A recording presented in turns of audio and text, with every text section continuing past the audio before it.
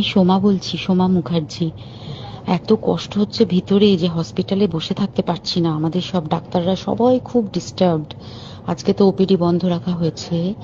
তোরা জানিস সমস্ত ঘটনা শুনলাম, যা যা মানে সত্যিকারের ঘটনা, যেটা আরজি করের ভিতরের যে ডাক্তার তারা তাদের বন্ধু বান্ধব মারফত এটা ছড়িয়ে মানে এসছে আমাদের কাছে। অ্যাকচুয়ালি যেটা ঘটেছে সেটা হচ্ছে, আমি শুনে তো মানে বিশ্বাস করতেও নিজেকে কেমন লাগছে রে। প্রত্যেকটা আমাদের ওয়েস্ট বেঙ্গলের প্রত্যেকটা মেডিকেল কলেজে, বিশেষ করে কলকাতার সরকারি মেডিকেল কলেজগুলোর প্রিন্সিপালরা, ডিপার্টমেন্টাল হেডরা, প্রিন্সিপালরা বিশেষ করে, তারা পাশ করানোর জন্য স্টুডেন্টদের কাছে রীতিমতো টাকা নেয়। যেসব স্টুডেন্টরা, ইন্টার্নরা, পিজিটিরা যারা ভালো করে ক্লাস করে না বা থিসিস তারা জমা দেবে, পিজিতে তো থিসিস জমা দিতে হয়, তো যারা MBBS final year final pass করবে না সাপ্লি পাইয়ে দেবে, ইন্টার্নের কমপ্লিশন দেবে না, ইন্টার্ন হওয়ার পর কমপ্লিশন না দিলে তারা রেজিস্ট্রেশন নাম্বার পাবে না, এই সমস্ত ভয় দেখিয়ে টাকা পয়সা নেয়। সমস্ত জায়গাতেই এটা আছে। এর মধ্যে সব থেকে নিকৃষ্টের থেকেও নিকৃষ্টতম হচ্ছে সন্দীপ ঘোষ, প্রিন্সিপাল, যে তোর আমাদের কি বলে আরজি কর মেডিকেল কলেজে। সেখানে ভাব যে ওনার একটা বিশাল নেক্সাস ছিল, যাতে উনি বেশ কিছু ইন্টার্ন, হাউস স্টাফ এদেরকে দিয়ে ওই নেক্সাসটা চালাতেন। তারা ওখানে একটা সেক্স র্যাকেট চালাতো, তারা একটা ড্রাগ র্যাকেট চালাতো। ড্রাগ র্যাকেট মানে ওই যে ওটাতে বলেছে না, ড্রাগ মানে শুধু ওই হেরোইন আর ব্রাউন সুগারের ড্রাগ খাওয়া বা মদ খাওয়া নয়। ড্রাগ মানে হচ্ছে যে কম দামি, কম টাকায় যে ওষুধ পাওয়া যায়, যে ওষুধ, ওষুধ না জল ভগবান জানে, সেই ওষুধের মানে কোটি কোটি টাকায় যে টেন্ডার বেরোতো, সেই ওষুধ নিয়ে ওষুধ কোম্পানিগুলোর কাছ থেকে কোটি কোটি টাকা, সেই সমস্ত টাকার একটা বড় অংশ যেত পার্টি ফান্ডে। বুঝতেই পারছিস তাহলে, সেই জন্য পার্টির একদমই কাছের উনি। পার্টির মানে একদম খোদ মানে ওপর লেভেলের, একদম আসল জায়গাকার কাছে। তো এবার উনি এই যে নেক্সাসটা চালাতেন, তাতে রীতিমতো কোন ইন্টার্নকে উনি পাশ করাবেন, কোন পিজিটিকে উনি থিসিস কমপ্লিট করাবেন, সেগুলো সব ভয় দেখিয়ে টাকা নিতেন। আর তার হয়ে কাজ করতো ওই ইন্টার্ন হাউস স্টাফের একটা পুরো বড় নেক্সাস। এবার এই মেয়েটির যে পিজিটি, মেয়েটি অত্যন্ত ভালো, সে তার থিসিসটা কমপ্লিট করাবে না বলে হুমকি দিচ্ছিল। সে এটা জানতে পেরে গিয়ে বলেছিল যে আমি এরকম কোনোভাবেই মেনে নেব না, আমি এর এর বিরুদ্ধে আমি যাব এবং আমি এর বিরুদ্ধে সব ফাঁস করে দেবো। তখন তাকে রীতিমতো ধমক দেওয়া হচ্ছিল। এটা চলছিল লাস্ট 6 মান্থস ধরে।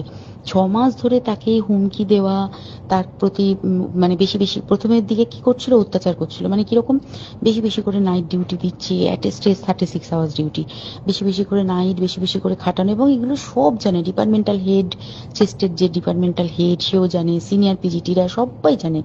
প্রিন্সিপালের নির্দেশেই হচ্ছে এবং ওনার নেক্সাসের ছেলেমেয়েরাই কাজ করছে। তারা 6 মাস ধরে এটা করেছে। করার পরও যখন ওকে আটকাতে পারেনি, তখন কি করেছে, ওই দিনকে ওরা ঠিক করেছে, যে দিনটাতে এই ঘটনাটা ঘটেছে, সেদিন কতখানি প্ল্যান্ড এবং গট আপ গেম দেয়। সেই দিন ওই ঘরে, ওই সেমিনার রুমে প্রত্যেক দিনই 4 তলার আরো অনেকেই যারা সিনিয়র পিজিটি বা জুনিয়র পিজিটি, তারা কিন্তু বিশ্রাম নিতে যেত, অনেকেই ওই ঘরে যেত। সেই দিনকে ও একা, ওকে বলেছে তুমি ঘুমিয়ে পড়ো, ওকে একা রেখে এসেছে। বাকিরা কাউকে যেতে দেয়নি, বলেছে ওই ঘরে আজকে ঘটনা ঘটছে, মানে কাজ হচ্ছে, ওই ঘরে কেউ যাবে না। ওই ঘরে সেই দিনকে ওর সাথে যখন খাওয়া দাওয়া করেছে বাকি 4 জন, সেই 4 জনের মধ্যে একটি মেয়ে পর্যন্ত ছিল। সে কিরকম মেয়ে চিন্তা কর, এরা ডাক্তার না জানোয়ার জানি না, আমি জানোয়ার বললেও জানোয়ারদের অপমান করা হয়, কারণ জানোয়ার সমাজে এরকম কাজ হয় না। তো ডাক্তার না কি আমি বলতে পারবো না। সেই ইন্টার্ন মেয়েটি আরেকটি ইন্টার্নের গার্লফ্রেন্ড। তো তার সাথে ওই পিজিটি মেয়েটি প্রচুর ঝগড়া হয়েছে। ঝগড়া হওয়ার পরে তারা তো হুমকি টুমকি দিয়ে চলে গেছে, দিয়ে তারা বলেছে তুমি ঘুমো। এবার ও তো আর জানে না, ভালো মনে শুতে এসেছে। তারপরে তারা গিয়ে মদটদ খেয়েছে, 7-8 জন মিলে চড়াও হয়েছে। এবং তোরা জানিস যে প্রথমে তার হাত দুটোকে দুপাশে 2 জন ধরে রেখেছে, এবং সেই কাজে সেই মেয়েটিও সাহায্য করেছে, ইন্টার্ন মেয়েটি।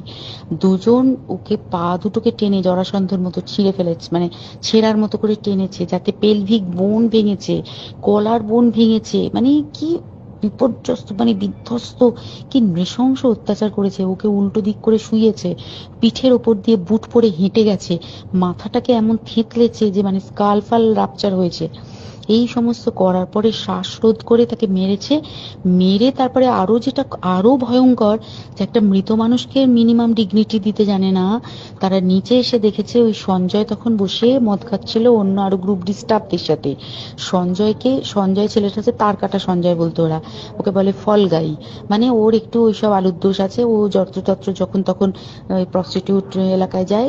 এবার দেখেছে যে একে দিয়ে যদি একটা রেপ করিয়ে দিতে পারি তাহলে ঘটনার মোড়টা অন্যদিকে ঘুরে যাবে।